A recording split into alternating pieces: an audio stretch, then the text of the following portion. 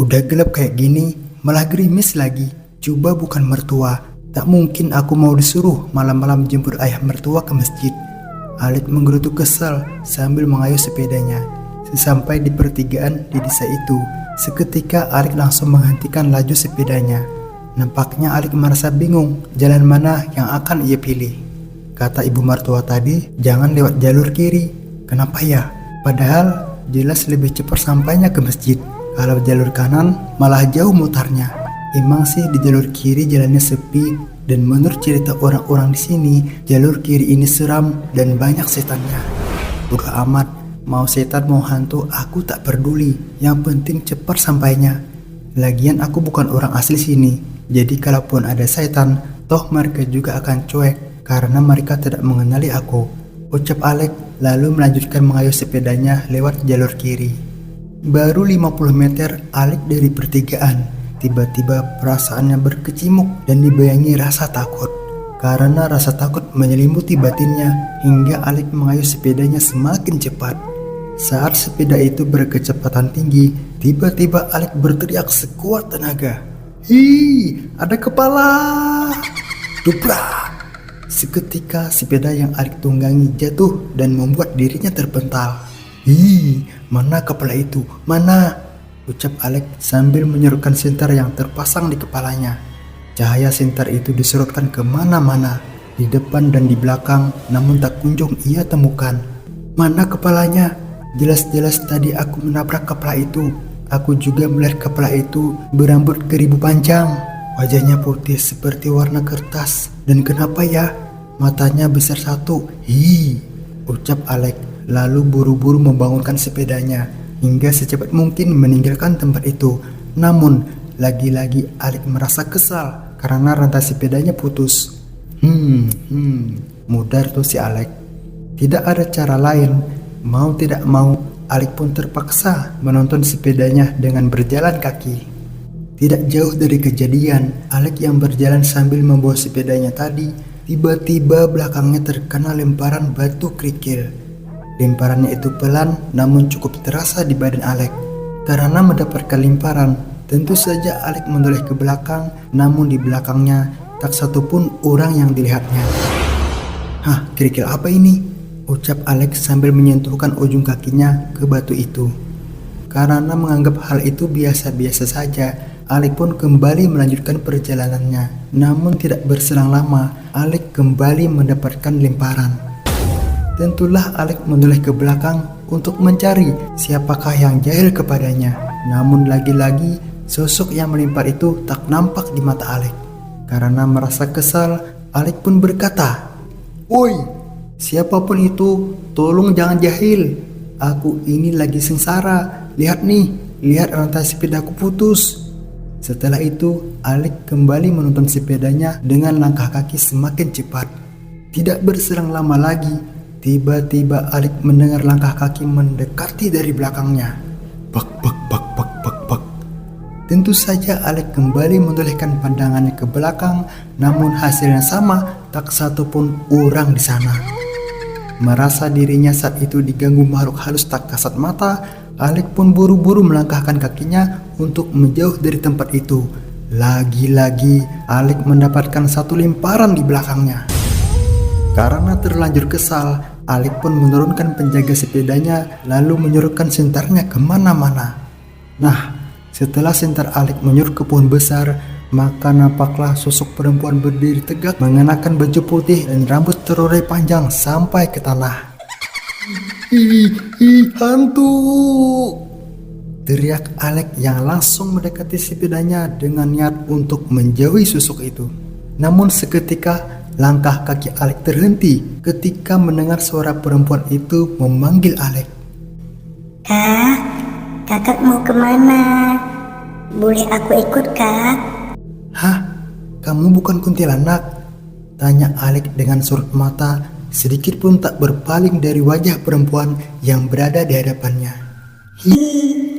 "Aku bukan kuntilanak, Kak. Namaku Puntianak. Hihi. Jadi kakak, apa boleh aku ikut denganmu? Aku mau menengok rumah anakku yang berada di kebun kelapa itu, Kak." Jawab wanita itu perlahan mendekati Alek.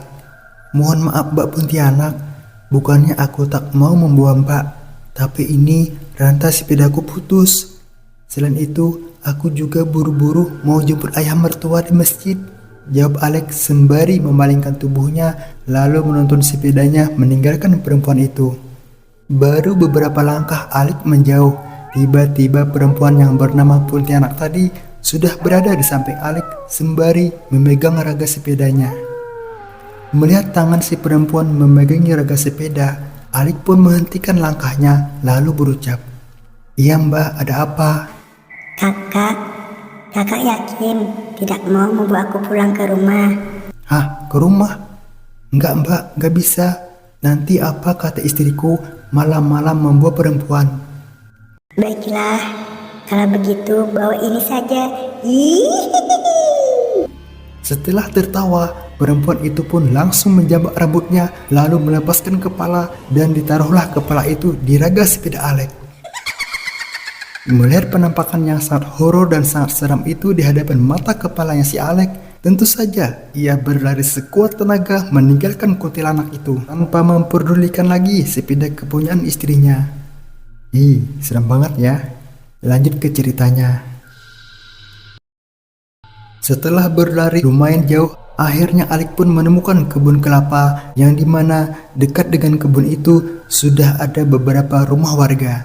Namun yang membuat Alek semakin merinding, rupanya di kebun itu adalah alkah atau kuburan, dan kebanyakannya kuburan itu diisi oleh mayat anak-anak maupun bayi yang mati keguguran. Teringatlah Alek kepada si perempuan tadi. Rupanya rumah anaknya yang dimaksud adalah kuburan. Hingga Alek buru-buru lari sekuat tenaga, dan akhirnya sampailah ia di masjid yang dimana malah masjid itu sudah terkunci dari dalam, tak satupun orang di sana. Semakin merasa takutlah si Alek. Kan Alek rencananya mau menjemput ayah mertuanya, namun ayah yang mau ia jemput tidak ada di sana. Bagaimana ini? Kemana ayah?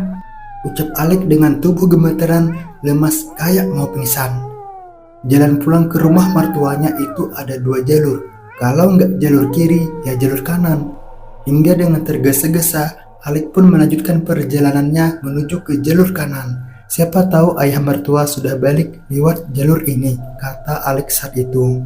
Dan benar saja, tidak jauh dari masjid, Alek melihat ayah mertua sedang berteduh di warung itu sambil minum kopi. Buru-burulah Alek mendekati ayah mertuanya. Nah, si ayah melihat Alek yang basah kuyup di hadapannya. Ia pun berkata, "Astagfirullahaladzim nak Alek, dari mana nak?" Sesaat Alek terdiam membisu. Lalu ia menjawab, "Mau jemput ayah pulang." Cuman itu saja kalimat yang ia bisa lontarkan. "Ya sudah nak, ayo kita pulang. Kesian kamu kedinginan," jawab ayah mertuanya, dan kebetulan gerimis tadi sudah reda. Di perjalanan mereka tidak banyak bicara. Rupanya jalan yang ayah mertuanya pilih pun adalah jalur kanan. Walaupun jauh mutar, tapi jalan itu sudah banyak dihuni oleh penduduk. Sesampai di rumah, Alek pun langsung meminta maaf kepada ibu mertuanya. "Mohon maafkan aku Bu, tadi ibu menyuruh aku jemput ayah lewat jalur kanan kan? Tapi karena jalur kanan itu jauh memutar, akhirnya aku pilih jalur kiri Bu." "Astagfirullah, kenapa kamu lewat situ nak? Itu jalannya setan." "Tapi syukurlah kamu gak kenapa-kenapa," jawab ibu mertuanya. "Ya sudah sayang, buruan mandi nanti kemalaman," ucap sang istri bernama Pina yang saat itu ia duduk di samping Alek. Karena Alek merasa lapar, ia pun buru-buru masuk ke kamar mandi untuk mandi. Namun baru beberapa kali cebok itu mengguyur tubuh Alek, tiba-tiba ada seseorang yang telah mengetuk pintunya. "Ya siapa?" ucap Alek dari dalam. Sayang, ini aku Pina. Tolong buka pintunya ya. "Sebentar ya sayang, aku belum selesai mandi." Sebentar aja, cepat bukakan pintu. Saat itu Alek mandi tanpa sehelai benang yang menutup. Karena toh yang datang adalah Pina, hingga ia pun membukakan pintu. Nah, di dalam kamar mandi, rupanya Pina minta jatah dengan sangat mendesak. Setelah mereka melakukannya, Alek pun keluar dari kamar mandi, sedangkan si Pina katanya mau mandi bersih-bersih. Buru-burulah Alek ke kamarnya dengan niat untuk mengambil baju di lemari. Setelah pintu kamar terbuka, betapa kaget dan syoknya Alek. Rupanya di dalam kamar itu ada istrinya sedang melipat pakaian. Lalu, siapakah makhluk yang saat itu berada di kamar mandi? Mohon kiranya untuk berkomentar. Thanks for watching.